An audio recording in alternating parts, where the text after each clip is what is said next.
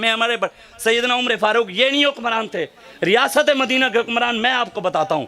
سیدنا عمر فاروق رضی اللہ تعالیٰ عنہ کے دور میں نا ایک شخص آیا، حضرت عمر فاروق سے ملنے کے لیے آ رہا ہے۔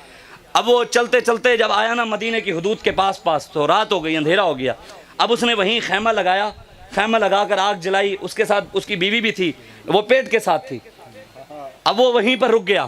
سیدنا عمر فاروق رات کو جیسے اپنی قوم کا حال دیکھنے کے لیے، رعایا کا حال دیکھنے کے لیے گئے، چلتے چلتے مدینہ کی حدود سے باہر نکل گئے، دیکھا دور ایک آگ جل رہی ہے، تو اب اس خیمے والے کے پاس خود پہنچ گئے، اس کو جا کر کہا ہاں بھائی کہاں سے آیا ہے؟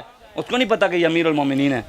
اس نے کہا جناب میں عمر فاروق امیر المومنین سے ملنے آیا ہوں، صبح مل کر چلا جاؤں گا۔ اس نے کہا شاید یہ کوئی مجھ سے اٹھانے ہو، وہ صبح مل کر چلا جاؤں گا۔ سیدنا عمر فاروق نے فرمایا بھئی تو بتایا کیوں ہے؟ اس نے کہا میں امیر المومنین سے ملنے کے لیے۔ اتنی دیر تھی کہ حضرت عمر، ہماری روایات میں موجود ہے، ہمارے بڑوں نے لکھا ہے کہ اندر وہ خیمے کے اندر جو بی بی تھی نا، ان کی آوازیں آنے لگ گئیں، شور آیا۔ تو انہوں نے پوچھا یہ کس کی آواز ہے؟ اس نے کہا یہ میری بیوی کی ہے، وہ پیٹ سے ہے، شاید بچہ پیدا ہونے والا ہے، اسی وجہ سے وہ تکلیف میں ہے۔ سیدنا عمر فاروق بھاگے، فرمایا ایک منٹ رک جا، گھر گئے۔ یہ تھی وہ کیا کہتے ہیں خاتون اول، یہ تھی خاتون اول، وہ نہیں تھی، بس ہم نام نہیں لینا چاہتے، یہ تھی سیدنا عمر فاروق اپنی زوجہ محترمہ، ہماری ماں۔ ان کو لے کر آئے، وہاں دوڑ کر گئے اور ایک غلام کو کہا کہ سامان اٹھاؤ، ساز و سامان، کھانے پینے کا جو جو ضروریات ہیں۔ اپنی بیوی کو بتایا کہ وہاں ایک بیوی ہیں، وہ پیٹ سے ہیں، ان کا بچہ پیدا ہونے والا ہے، تو جو جو چیز ضرورت ہے لے کے چلو۔ تو آپ اپنی بیوی کو لے کر چلے گئے، اور حضرت عمر فاروق نے اپنی بیوی کو، خاتون اول کو، ریاست مدینہ کے امیر المومنین نے خاتون اول کو خیمے کے اندر بھیجا اور کہا آپ خود باہر ہاتھ باندھ کر کھڑے ہیں۔ اور وہ جو آیا ہوا مسافر تھا وہ حضرت عمر فاروق کو کہہ رہے جناب یہ لے آئیں، وہ لے آئیں، یہ لے آئیں، وہ لے آئیں، پانی لے آئیں، یہ چیز کی ضرورت ہے، وہ چیز کی ضرورت ہے۔ حضرت عمر فاروق دوڑ رہے ہیں، یہ کر رہے ہیں، وہ کر رہے ہیں۔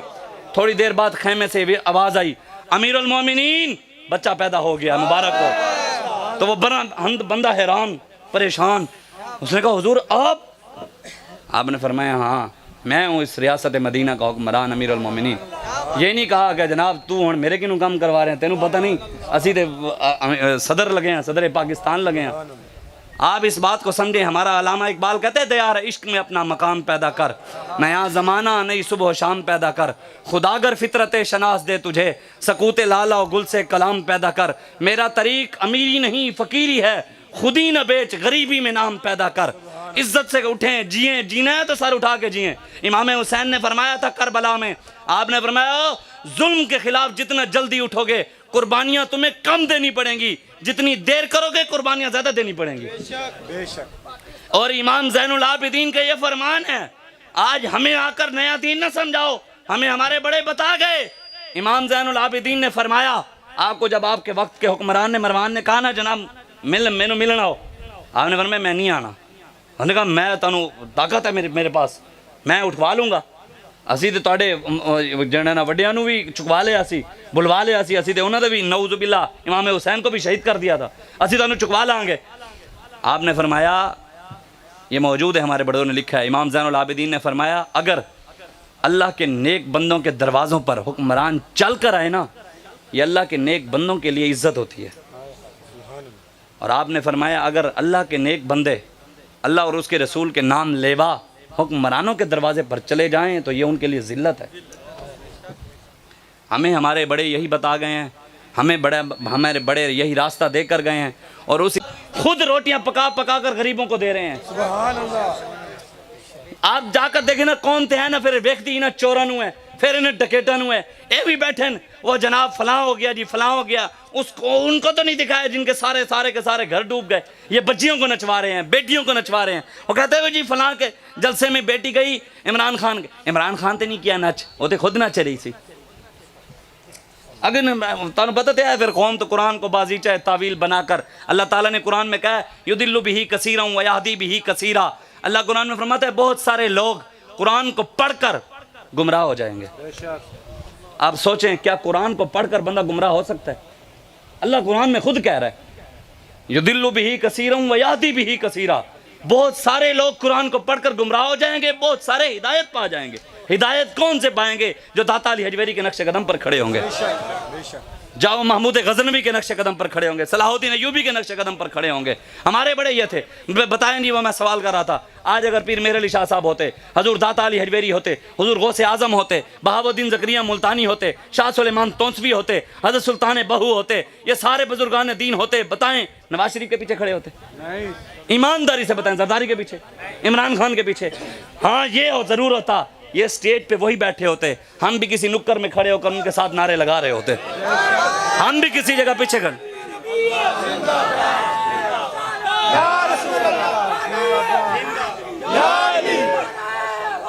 یا غوث اعظم, یا علی تاجدار ختم نبوت,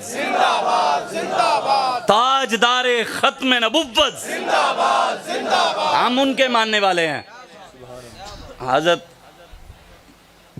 مولانا جامی رحمت اللہ علیہ آپ فرماتے ہیں کہ جب اندھیرا ہوتا تھا نا, اندھیرا, تو امام حسین رضی اللہ تعالیٰ نے جب تشریف لاتے تھے نا اندھیرے میں, تو آپ کے جو چہرہ تھا نا, چہرے کے نور اتنا نکلتا تھا کہ ارد گرد روشنی ہو جاتی تھی. پھر اعلیٰ حضرت نے ایسے نہیں کہا تیری نسل پاک میں ہے, تو ہے عین نور تیرا. جب سیدہ طیبہ طاہرہ کے ہاں امام حسن کی ولادت ہوئی تو آپ کی نماز, کیا امام حسین نے سر نیزے پہ اس لیے چڑھوایا تھا کہ امت, حضور کی امت پیچھے میرے نام پر حلوے کھائے, بریانیاں کھائے, امت میرے نام پر جو ہے پیچھے جی روٹیاں کھائے, یہ مرغیاں کھائے؟ امام حسین نے سر نیزے پہ اس لیے چڑھوایا تھا کہ کبھی امت پر وقت آ جائے, دین پر وقت آ جائے, تو حضور کی امت میرے نقش قدم پر چلتے ہوئے سر نیزے پہ چڑھوا دے, لیکن کسی غدار کے ہاتھ میں ہاتھ نہ دے. شاہ است حسین, بادشاہ است حسین, دین است حسین, دین پناہ است حسین, سرداد ناداد دست در دست. بات تو اتنی تھی, بابا جی فرماتے تھے بات اتنی تھی کہ ہاتھ ہی دینا تھا, لیکن آپ نے ہاتھ نہیں دیا, فرمایا سرداد ناداد دست در دست یزید, حقا کے بنا الہ الہ است حسین. امام حسین نے دین پر پیرا دیا تو آج حسین کے وارثوں کو بھی دین پر پیرا دینا چاہیے.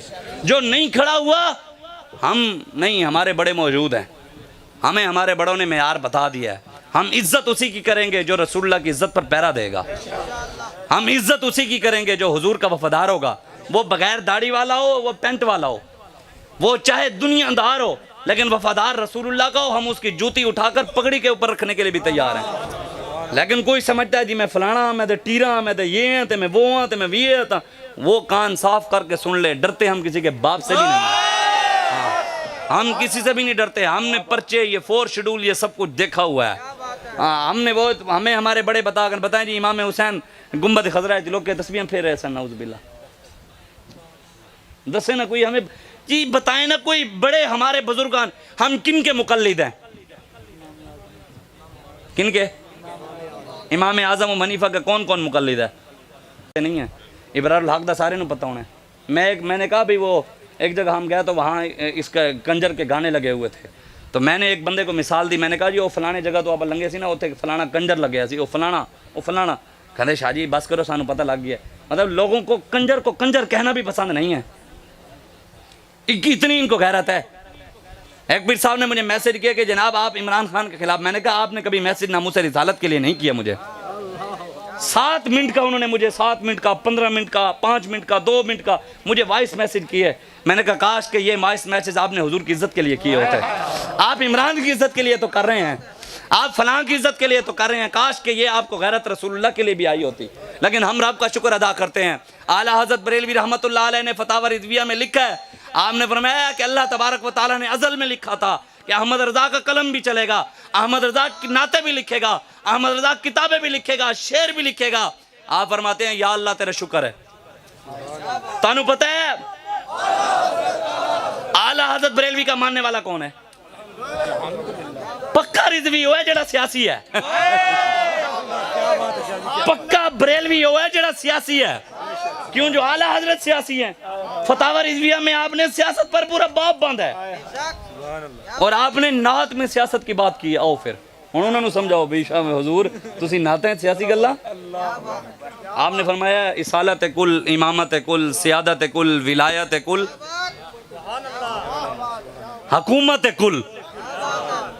ہوں حکومت دی گل آ گئی، یہ بھی تو سیاسی ہے پھر. اصالت کل، امامت کل، سیادت کل، ولایت کل، حکومت کل خدا کے یہاں تمہارے لیے.